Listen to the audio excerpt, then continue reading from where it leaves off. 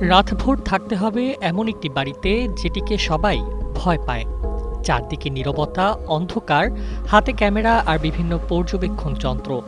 যদি ভোর পর্যন্ত কোনো অস্বাভাবিক ঘটনা না ঘটে তাহলে মিলবে মোটা অঙ্কের পারিশ্রমিক, বাংলাদেশি মুদ্রায় প্রায় ৬৬,০০০ টাকা।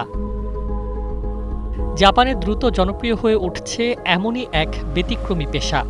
দেশটিতে যেসব বাড়িতে অতীতে হত্যা, আত্মহত্যা, অগ্নিকাণ্ডে মৃত্যু বা একাকী মৃত্যুর ঘটনা ঘটেছে সেগুলো পরিচিত জিকু বুক্কের নামে। এসব বাড়ি নিয়ে মানুষের মধ্যে নানা ভয় ও কুসংস্কার থাকায় বছরের পর বছর খালি পড়ে থাকে।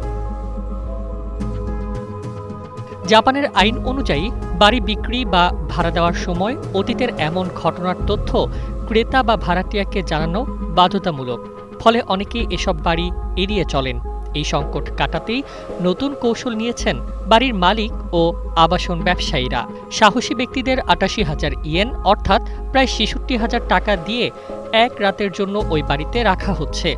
তবে শুধু রাত কাটালেই হবে না, পুরো রাত জেগে ক্যামেরা ও আধুনিক যন্ত্রপাতির মাধ্যমে বাড়িটি পর্যবেক্ষণ করতে হবে। কোনো অস্বাভাবিক ঘটনা না ঘটলে তারা একটি প্রতিবেদন বা সার্টিফিকেট দেন, যাতে উল্লেখ থাকে বাড়িটিতে ভয় পাওয়ার মতো কিছু পাওয়া যায়নি। বিশেষজ্ঞদের মতে জাপানে জন্মহার কমে যাওয়া, বয়স্ক মানুষের সংখ্যা বৃদ্ধি এবং শহরমুখী জনসংখ্যার কারণে লাখ লাখ বাড়ি খালি পড়ে আছে। সেই বাস্তবতায় এই অভিনব উদ্যোগ একদিকে যেমন মানুষের ভয় কমানোর চেষ্টা করছে, অন্যদিকে দীর্ঘদিন অব্যবহৃত বাড়িগুলোকে আবার আবাসন বাজারে ফিরিয়ে আনতেও ভূমিকা রাখছে। অদ্ভুত হলেও সত্যি, জাপানে এখন ভূতের বাড়িতে রাত কাটানোই হয়ে উঠেছে লাভজনক একটি পেশা। Desk report, Bangladesh bulletin.